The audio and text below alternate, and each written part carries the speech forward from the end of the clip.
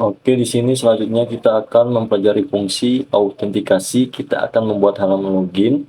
Di sini kita akan buka project kita. Kemudian di tab karyawan atau pegawai, kita tambahkan sebuah file yang namanya login .php. Setelah itu kita akan menambahkan sebuah script yang bernama navbar dari script yang sudah disediakan. Kita copy ini script, kemudian kita taruhkan dalam Visual Studio Code di dalam file login. Setelah itu kita akan menambahkan sebuah background animasi. Di sini saya menggunakan background ini. Setelah itu kita masuk untuk mengambil source code-nya untuk menambahkan di dalam style login PHP.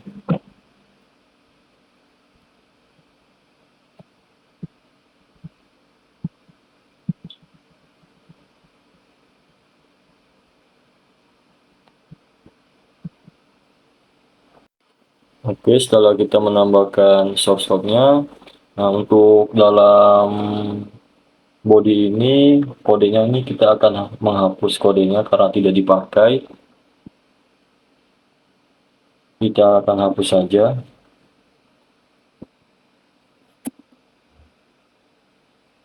Selanjutnya di sini saya akan menambah kode source code-nya itu HTML-nya untuk menambahkan ke dalam body.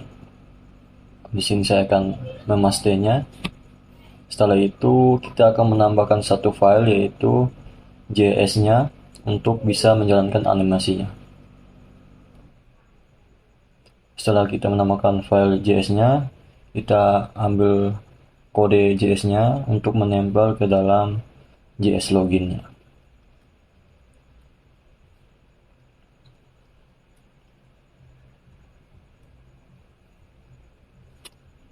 Setelah itu kita menambah script untuk memanggil JS-nya. Setelah itu kita melihat apakah animasi background-nya itu berjalan dengan baik. Oke, di sini background animasinya berjalan dengan baik. Selanjutnya kita akan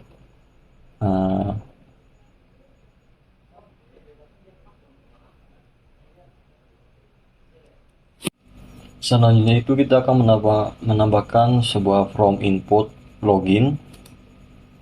Di sini saya akan menambahkan sebuah div.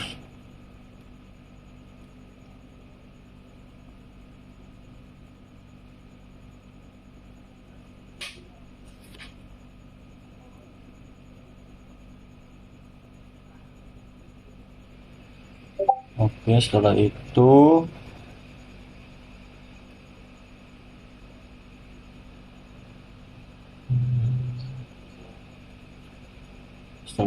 saya akan menambah kelasnya dengan nama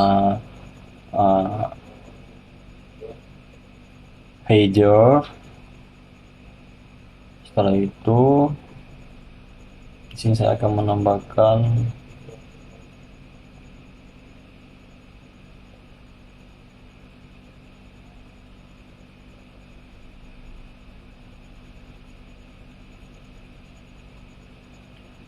menambahkan div untuk from input loginnya. Di sini dengan nama classnya itu saya isi dengan call sm-4.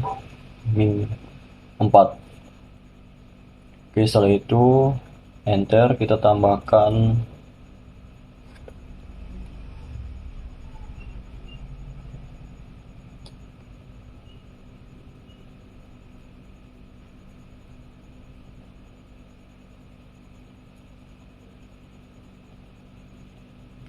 salah, ternyata kita nambahkan row di sini.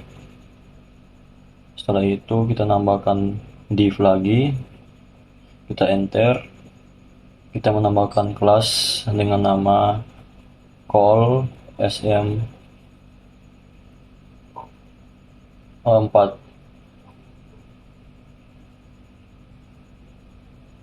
Setelah itu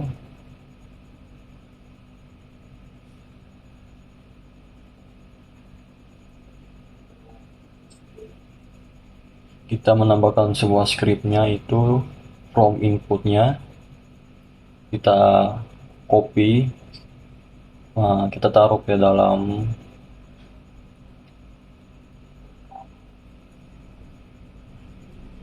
di bawahnya div class column 4, kita paste di sini. Setelah itu kita akan menambahkan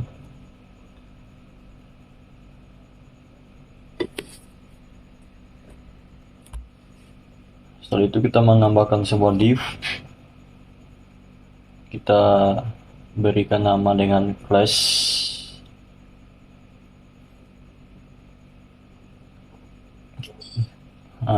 namanya itu input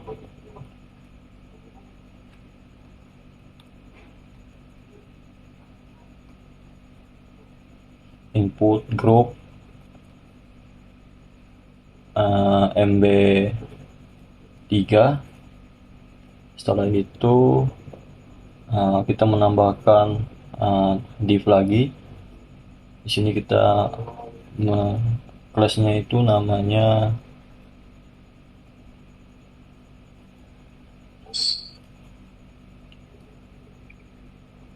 nama input group press pen.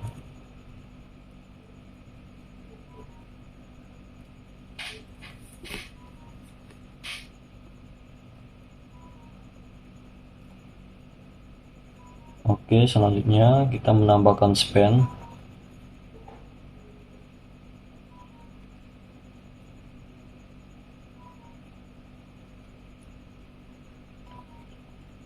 Di dalam span ini kita bernama kelasnya itu input group text. Oke.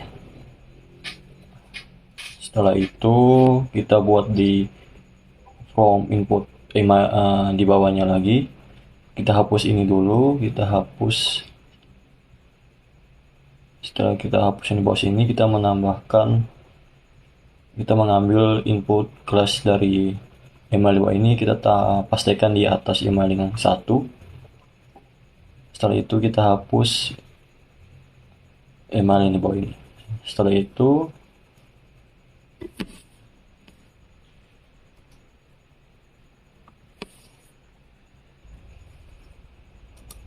kita menambahkan div lagi, kita buat seperti yang di atas tadi, kita buatkan sama tapi dengan kode yang berbeda sedikit.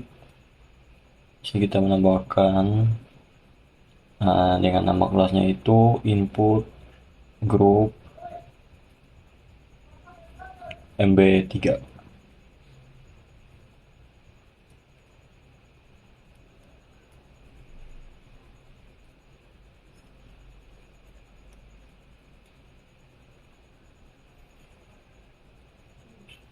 Oke, selanjutnya kita menambahkan div lagi. Kita buat seperti atas tapi dengan kode yang lain. Di sini kita namakan class input group prepended juga, sama seperti di atas.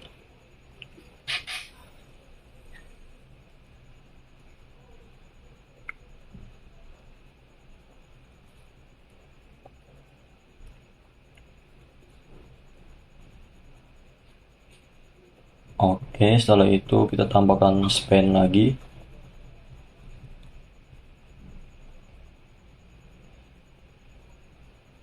Untuk kelasnya itu sama seperti yang di atas juga.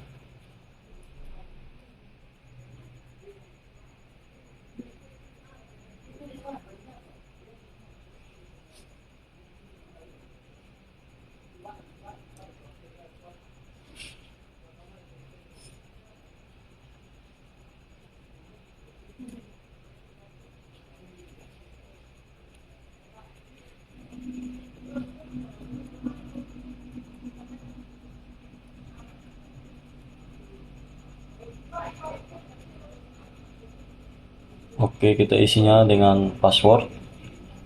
Setelah itu kita bisa mengambil input yang di bawah ini, kita pastikan di atas di bagian bawah div.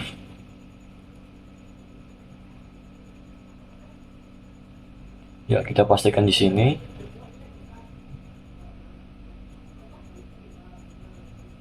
Setelah kita pastikan ini, untuk di bawahnya ini kita hapus karena kita tidak pakai lagi. Oke, untuk from inputnya sudah.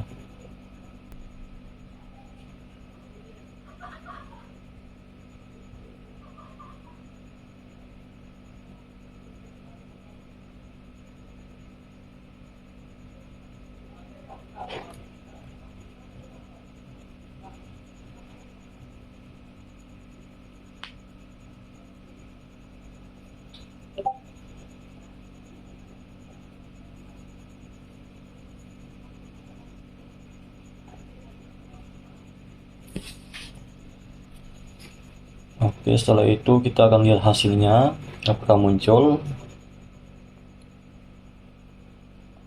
Kita reload di sini. Oke, untuk from inputnya sudah muncul di sini. Nah, untuk selanjutnya kita akan membuat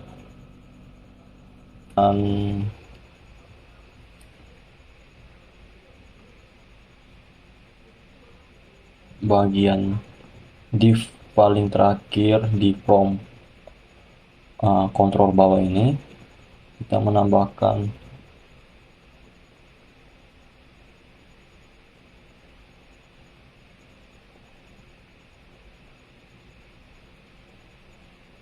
oke, kita lihat hasilnya. Oke, untuk from loginnya sudah berada di posisi tengah. Untuk selanjutnya di sini saya akan menghapus backgroundnya karena sangat mengganggu sekali. Di sini untuk sebelum mengganti backgroundnya itu saya akan membuat atau mengecilkan SM-nya itu 3 untuk agar dia lebih kecil. Oke, sudah pas. Oke, selanjutnya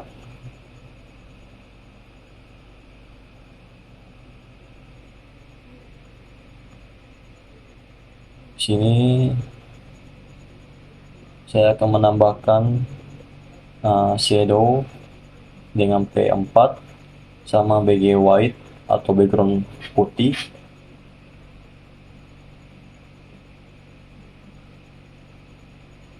Kemudian saya menambahkan login dengan menggunakan H3, login karyawan.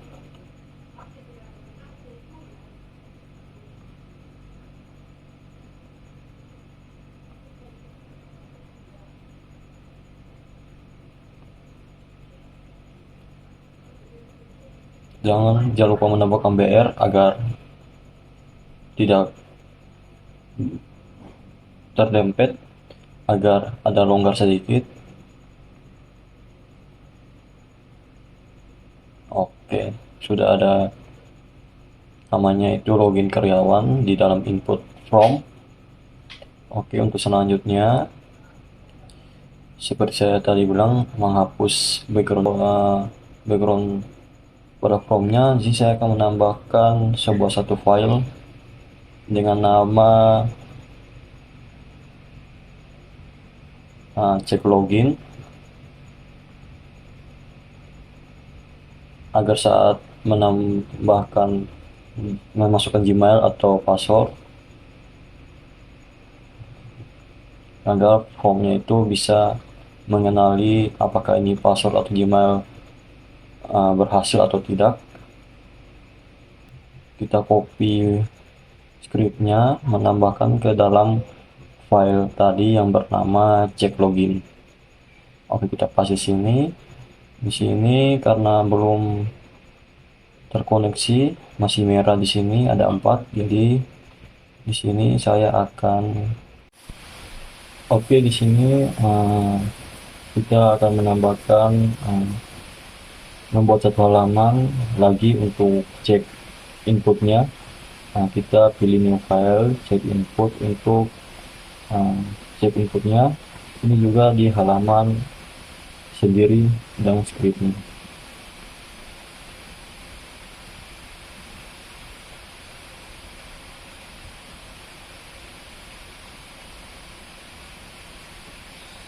Oke, setelah itu kita akan mengambil script untuk cek inputnya.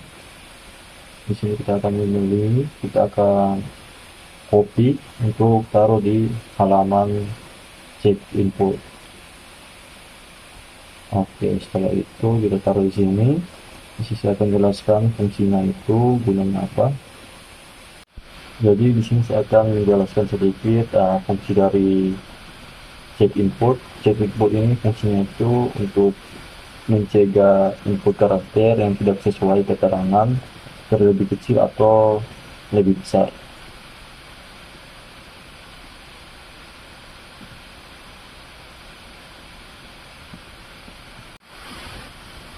Oke, di sini saya akan menjelaskan ulang fungsinya itu, alur lengkapnya, bagaimana data from login dikirim dan ditangkap di file cek login PHP. Lalu dicek ke database-nya itu form kita punya dua input, email dan pass, dan metodenya itu post. Nah, di bagian form atribut, method atau post itu artinya data akan dikirim pakai metode post, atribut, section sama dengan cek login PHP. Itu artinya tujuan pengiriman datanya ke file cek login PHP. Nah, nama infonya itu penting karena namanya itu email. Untuk email dan name page-nya. Jadi untuk password. Nah, dua nama ini adalah yang nanti kita lengkapi. Kemudian kita akan masuk ke cek login itu. Baru pertama itu kita jalankan session start untuk mengaktifkan sesi, lalu kita input file koneksi database supaya bisa query ke MySQL. Kalau ada fungsi cek input atau validasi lain, ini fungsinya itu untuk merapikan dan mengamankan input. Nah, berikutnya itu kita tangkap data yang dikirim dari from dengan post, username, kita cek input, post, namanya itu email. Kemudian untuk sandi cek input, tanda dolar, post, isinya itu pass.